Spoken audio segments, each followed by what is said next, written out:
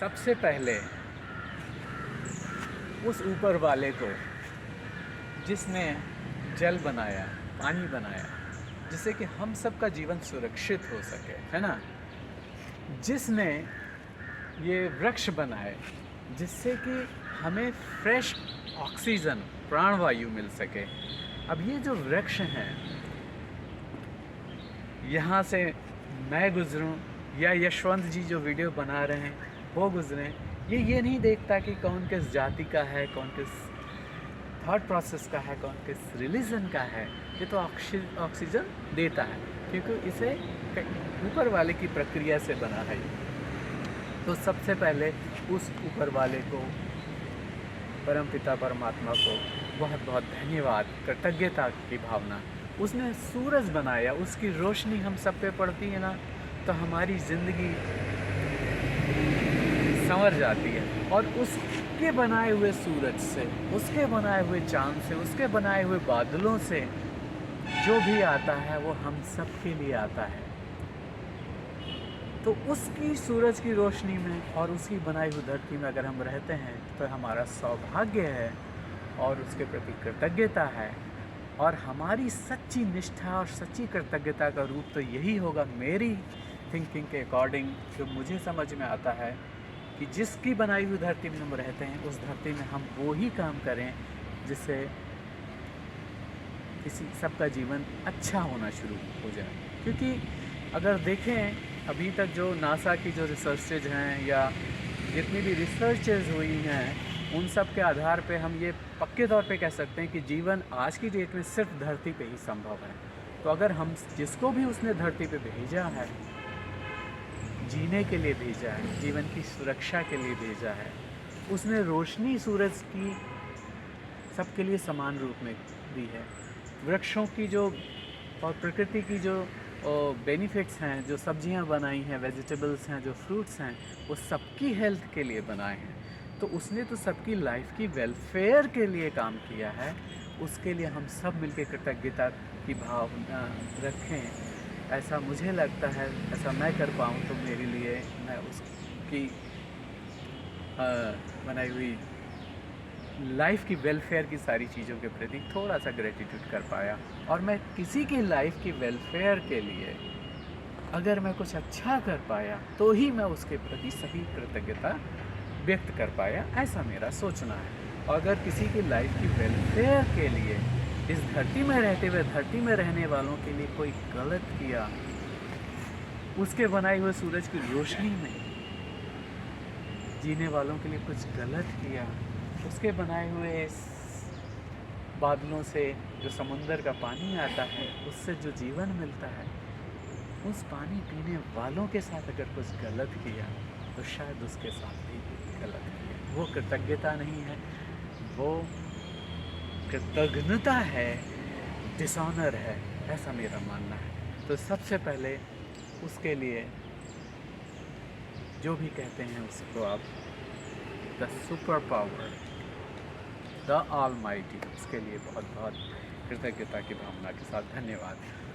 और आप सब ने जिन्होंने किसी को भी अपनी तरफ से ब्लेसिंग्स दी हों, आशीर्वाद दिए हों, किसी के प्रति सद्भावना की भावना रखी हो, तो आप सबको बहुत बहुत धन्यवाद। और ख़ास करके मेरे लिए अगर किसी के हृदय में कभी स्नेह की भावना है, तो कभी सम्मान की, तो कभी आशीर्वाद की, तो कभी सहयोग की भावना है, उन सबके लिए बहुत बहुत धन्यवाद।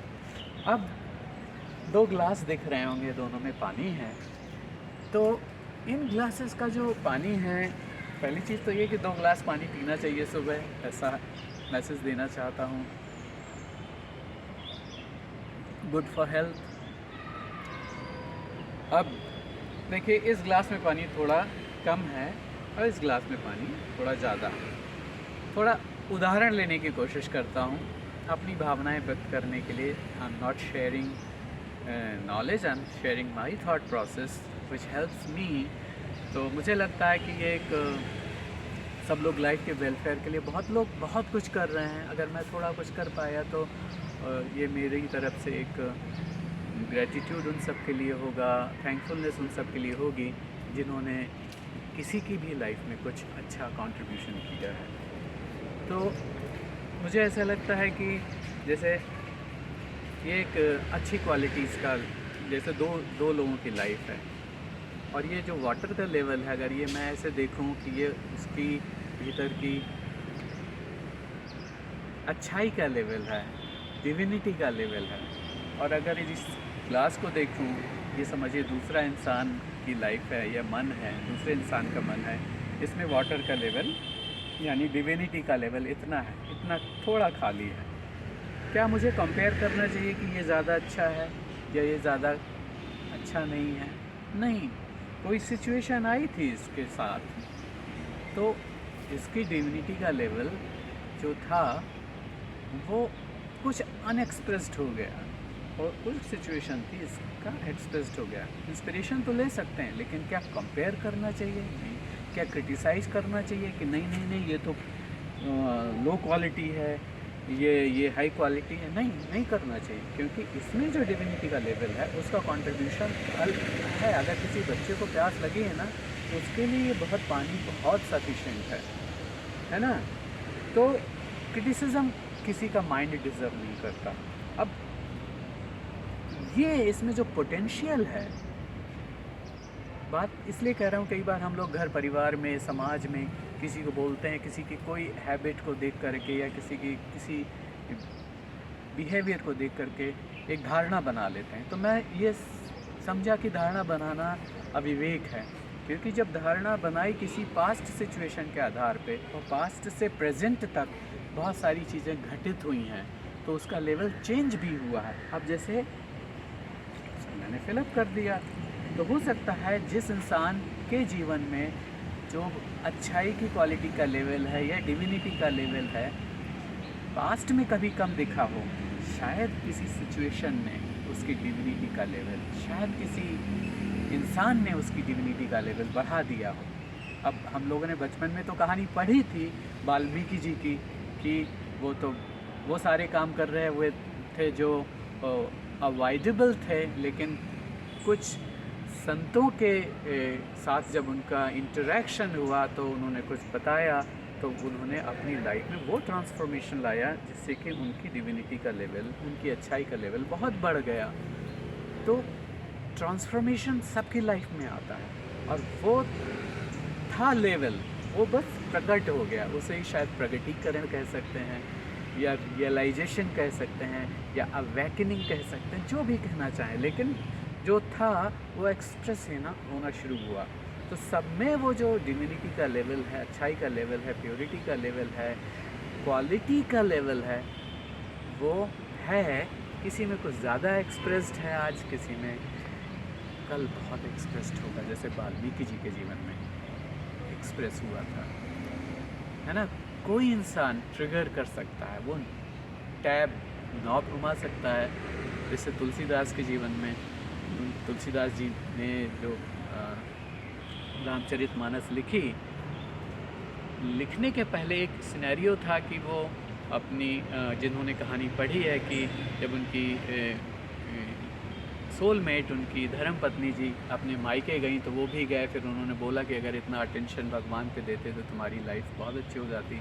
तो वो ट्रांसफॉर्मेशन जो उनके भीतर की जो डिविनिटी थी वो बहुत आई, और बहुत लोगों को जीवन में, रिश्तों में आदर्शों के साथ रहने की शिक्षा मिली उस पुस्तक से। तो 2 गिलास पानी तो पीना ही चाहिए एटलीस्ट सुबह उठ करके, लेकिन किसी के प्रति कोई धारणा नहीं बनानी चाहिए। तो अब थोड़ा सा ये भी सोचते हैं कि हमारा मन है, ठीक है, मन में बहुत अच्छा साफ, जैसे इस गिलास में साफ स्वच्छ पानी है, पीने योग्य है।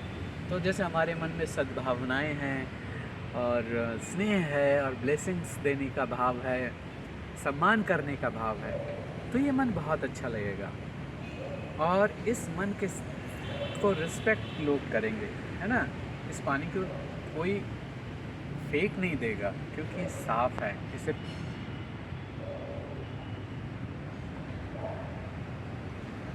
इसे पी तो सकते हैं, फेंक नहीं सकते, लेकिन क्या अपने मन में आप कोई कूड़ा या ये ये मिट्टी है ये यहाँ पे डालेंगे क्या? नहीं डालेंगे। या कचरे का अगर कोई डिब्बा वहाँ है, क्या उससे उठा के यहाँ पे लाएंगे? नहीं। तो जैसे इस ग्लास में इस पानी को नहीं हम गंदा करना चाहते, वैसे ही अपने मन में इतने सच्चे विचार हैं, उसमें किसी के प्रति धारणा बना करके द्वेषपूर्ण या कॉम्प्लेक्स ड्रिवन या डिसरिस्पेक्टफुल की फीलिंग लेकर के अपने मन को गंदा नहीं करना चाहिए। मुझे ऐसा लगता है मन को साफ रखना चाहिए, और साफ रखने का तरीका ये है कि greed free, lust free, ego free and anger free रखना जो है ना, उसी तरीके की बात है जैसे हम इसमें किसी नाली का पानी नहीं डालेंगे ना, है ना। तो अपने मन में जब हम इस ग्लास में जाकर किसी नाली के बहते हुए पानी को नहीं डाल सकते, वैसे ही अपने मन में ग्रीड के फ्लो को नहीं डालना चाहिए, किसी एंगर के फ्लो को नहीं डालना चाहिए, क्योंकि उससे अपना मन दूषित हो सकता है। और जिसका मन दूषित हो गया उसका जीवन भी दूषित हो सकता है। तो जो अवॉइडेबल है उसे अवॉइड करना चाहिए, फिल्टर करना चाहिए, और जो एक्सेप्टेबल है, जैसे इसमें अगर शुद्ध जल, प्योर फिल्टर्ड वाटर डालेंगे तो इस ग्लास का सदुपयोग होगा, पीने योग्य होगा, मतलब जीवन जीने योग्य होगा। तो बस यही बातें थी कुछ और आपका जीवन बहुत अच्छा हो, मन बहुत अच्छा हो, और अच्छा तो है ही, लेकिन आपकी प्रेरणा से बहुत लोगों का मन अच्छा हो, मेरा भी अच्छा हुआ है। तो आप सबके लिए थैंकफुल के साथ